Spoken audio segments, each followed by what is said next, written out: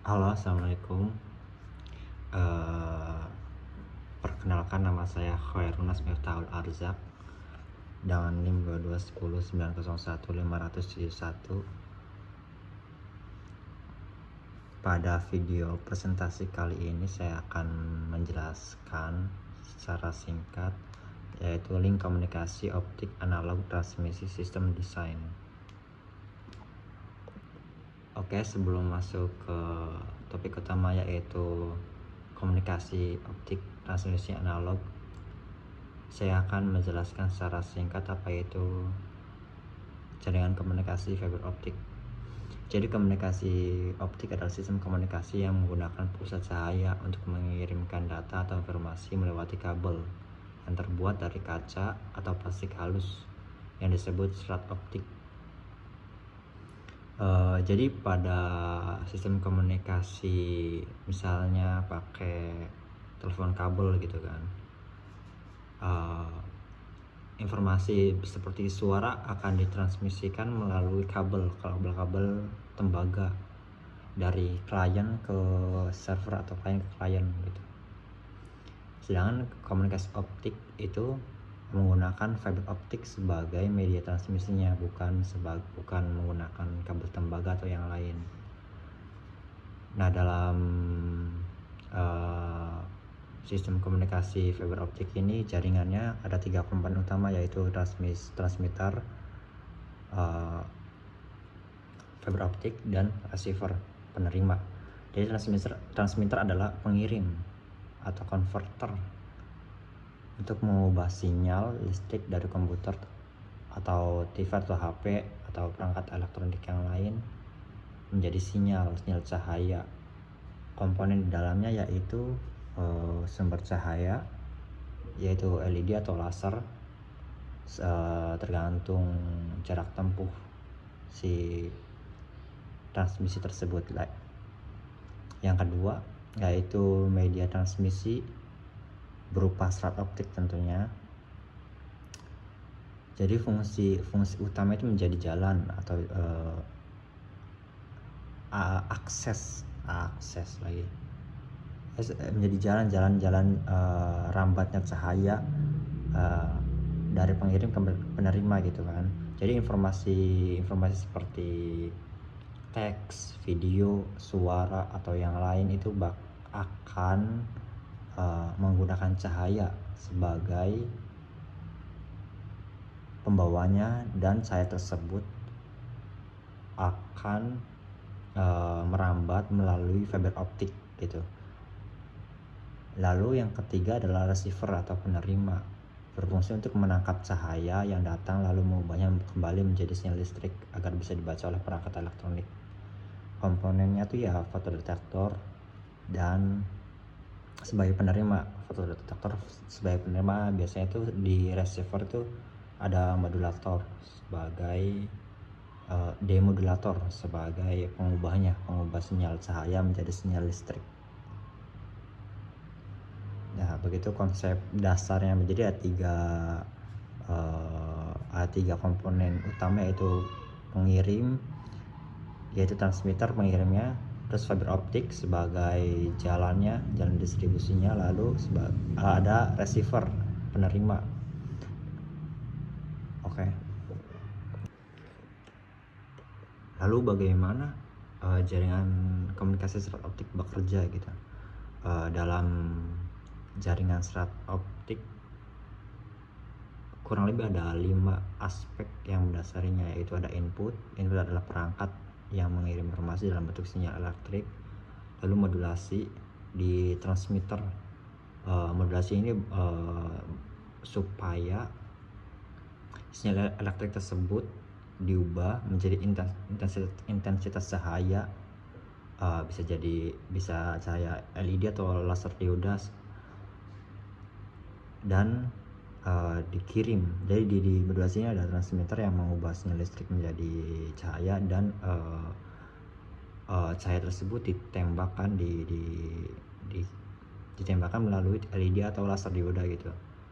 Lalu propagasi itu adalah cahaya merambat cepat dan memantul di dalam inti serat optik lalu deteksi di receiver atau penerima. Jadi di receiver itu ada fotodetektor yang menangkap cahaya dan mengubahnya kembali menjadi elektrik, dan itu demodulator disebutnya, lalu diterjemahkan ke komputer tujuan. Atau lalu output tuh ya sinyal yang telah diterjemahkan tadi, kayak video reels di IG atau video TikTok atau pesan WhatsApp. Itu outputnya. Kurang lebih secara blok diagramnya kurang lebih seperti ini. Klien itu misalnya saya perangkat HP saya gitu contohnya, lalu mengirim mengirim pesan ke teman melalui WhatsApp atau yang lain, dan itu pesannya itu akan di modulator akan diubah, langsung modulator akan diubah menjadi sinyal cahaya. Sinyal listrik tersebut bakal diubah menjadi sinyal cahaya, lalu transmitter akan mengirimnya karena di dalam sini itu ada LED atau laser gitu kan. Kadang di transmitter sama modulator itu satu, biasanya itu disebut modem. Lalu sinyal tersebut setelah ditransmisi setelah keluar dari transmitter akan lalu di fiber optik dan masuk ke penerima. Lalu sinyal cahaya tersebut akan diubah lagi menjadi sinyal elektrik, yaitu di demodulator namanya istilahnya. Lalu masuk ke server atau ke klien lagi, kayak misalkan saya kirim pesan WhatsApp, lalu ini tuh teman saya gitu kan akan sebagai penerimanya, lalu teman saya membalas lagi, lalu akan melakukan siklus yang tadi, jadi komunikasi dua arah. Setelah membahas tentang dasar sistem jaringan fiber optik, saya akan membahas topik intinya, yaitu sistem transmisi analog. Bagaimana sinyal analog ditumpangkan ke cahaya jadi di cara sinyal analog ditumpangkan ke cahaya itu ada dua cara, yaitu satunya modulasi intensitas langsung atau direct intensity modulation, dan yang kedua tuh modulasi eksternal. Oke, yang pertama modulasi intensitas langsung, yaitu sinyal analog atau listrik langsung dimasukkan ke dalam komponen laser dioda. Cara kerjanya seperti ini. Kuat arus listrik yang naik turun akan langsung membuat cahaya laser meredup dan menguat secara proporsional. Dan yang kedua itu modulasi eksternal, yaitu laser dinyalakan terus menerus dengan kekuatan konstan stabil, lalu cahayanya dilewati ke sebuah seperti gerbang peredup terpisah di luar laser. Cara kerjanya itu alat gerbang eksternal ini biasanya itu disebut Mach Zehnder modulator atau MZM. Jadi alat gerbang eksternal ini akan bertugas menerima sinyal analog dan mengatur seberapa banyak cahaya laser yang boleh lewat ke kabel optik.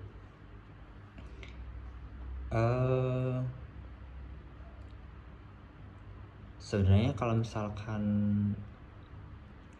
modulasi intensitas langsung itu seperti ini, seperti misalkan volume suara di laptop atau di HP gitu. Anggap suara yang keluar dari perangkat itu adalah cahaya, dan modulasi intensitas langsung itu sebagai tombol volumenya. Jadi tombol volume itu bisa mengatur banyak sedikitnya suara yang keluar gitu, keras atau tidaknya suara. Seperti cahaya juga, anggaplah suara itu seperti cahayanya gitu. Jadi misalkan ketika saya tambah volume, suaranya pasti bakal keras dong, dan ketika saya kecilkan berarti suaranya akan lebih kecil. Nah seperti itu kurang lebihnya mah. Jadi demodulator intensitas langsung itu seperti perangkat yang mengatur sinyal keluarnya itu dari dalam seperti itu. Nah, jika modulasi eksternal kurang lebih itu seperti ini. Anggap sinyal laser ini seperti keluaran laser, harusnya sinyal flash up ini seperti keluaran laser dioda gitu. Nah itu dan jari saya adalah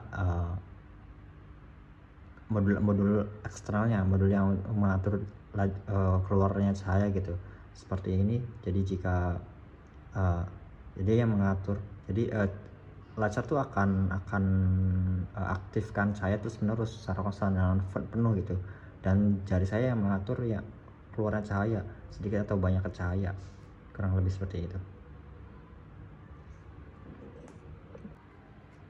Lalu desain sistem dan penggunaannya. Pada jaringan komunikasi transmisi analog di lapangan, kemungkinan desainnya itu seperti ini. Sinyal input sinyal masukan, sepertinya contoh BTS gitu.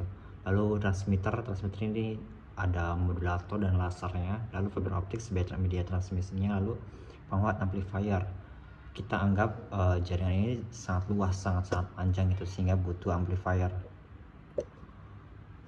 Lalu receiver penerima, yaitu dalamnya ada fotodetektor dan demodulator sebagai pengubah sinyal elektrik pengubah sinyal cahaya menjadi elektrik. Lalu sinyal output kurang seperti itu. Contohnya tuh ini radio over fiber, contoh jaringan yang menggunakan transmisi analog. Jadi radio over fiber tuh antena seluler di jalan harus menangkap sinyal radio frekuensi tinggi daripada sinyal radio tersebut diubah menjadi digital. Jadi sinyal radio itu tersebut langsung ditumpangkan ke kabel slot optik analog, kabel optik secara analog menuju kantor pusat. Ya, ini menghemat biaya dan energi dan sisi antena sebagai keuntungannya. Jadi di ROV tersebut kurang lebih seperti ini diagram alur kerjanya, yaitu alur antena yang menangkap frekuensi radio, sinyal frekuensi radio akan masuk ke modul intensitas optik, lalu ini optical frekuensi, lalu hasilnya akan melewati fiber optik gitu, dan ini fotodioda sebagai penerimanya. Lalu ini tuh sinyal keluaran sinyal hasil penerimaan fotodioda. RF sinyal diubah lagi dan masuk ke demodulator untuk diubah lagi.